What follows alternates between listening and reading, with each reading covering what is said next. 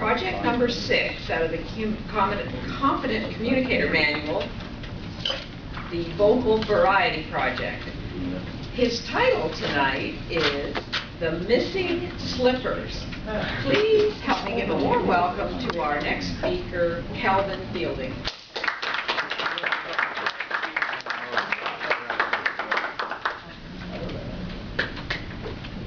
Fellow Toastmasters, a most welcome guests. I'm going to talk to you about a topic tonight that you've all experienced. Travelling on a journey and talking to a stranger. Oh yeah. Many years ago, I boarded a train in Bombay, India, now called Mumbai. I was travelling first class, and second class was unacceptable. It had wooden seats, and third class had no seats. I found a comfortable seat and sat next to the window and looked out at the hustle and bustle of the train station in Bombay. There were beggars coming up to the window and offering their hands to take food and coins. There were over 200,000 beggars in Bombay. Some were even maimed to ply their trade. After a short while, the train started on its journey. And I was enjoying the rhythm of the wheels on the rails and the chugging of the engine. Suddenly, the door opened. A man with a blue turban came in, followed by a captain in Indian uniform. The man with the turban sat opposite me. I nodded to him, passed the time of day, and he did the same for me. The captain was there to bring the man in the turban whatever he fancied.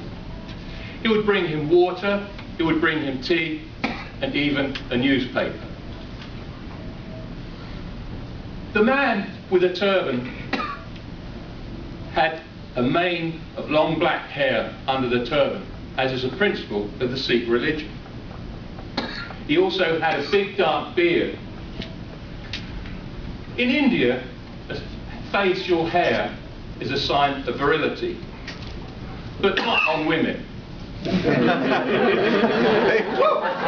fine. The man had sinister eyes, and we ignored each other. I looked out of the window, and the train chugged along. After some while, I decided I'd talk to him. "Have you a long journey?" I said. "Oh, only a few hours," he replied. "I thought you were English. I could tell just somehow." Then ensued several hours of conversation. We had lots and lots of small talk. We talked about India, we talked about England, he talked about why I was travelling around on a train. He told me he was in the Secret Service, and that explained why the captain was there. The captain was there as a military servant for the man in the turban. He was very favourable towards me. He liked the English. He owed his good fortune and education to the English.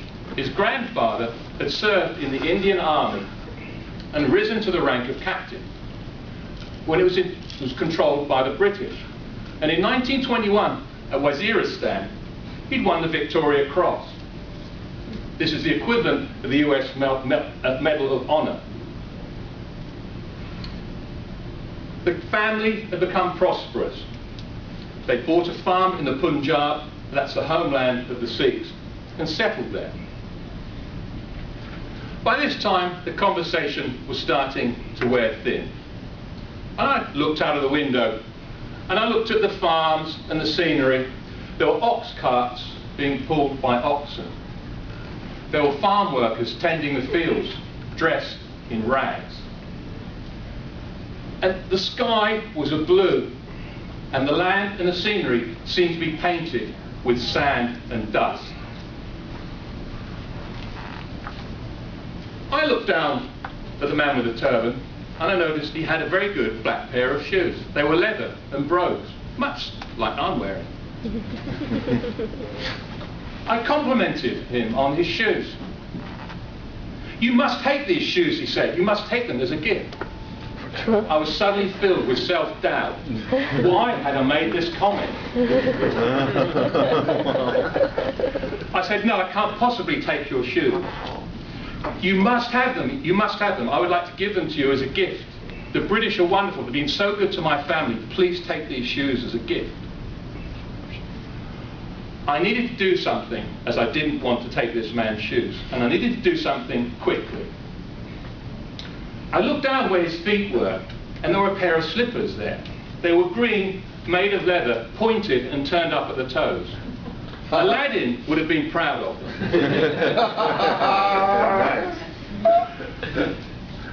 I like those slippers, I said. I was lying. Then you shall have the slippers and the shoes, I said, no, no, no, I can't possibly take your shoes. The slippers will be just fine. Thank you. And I took the slippers. I then thanked him profusely. For the rest of the journey, I made no comment about his possessions, in case he gave me a gift that I was unable to put in my luggage.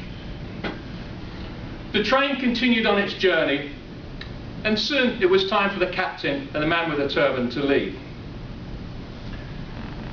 They stood up, and I thanked him again profusely for the slippers. And I thanked him for the conversation and the good camaraderie. He'd become a friend. You must come and stay on my farm in the Punjab, he said. My whole family would love you, and you would enjoy it. With that, he got out a piece of paper, wrote his name, Anwar Singh, on the paper, his address and telephone number, and gave it to me. I put it in my pocket, we shook hands, and they disappeared from the train. Many years later, those green leather slippers ended up on my fireplace in London. They hadn't been used only as a topic of conversation.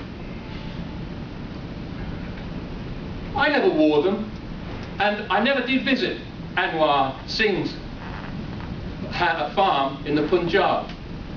I was scared in case he gave it to me.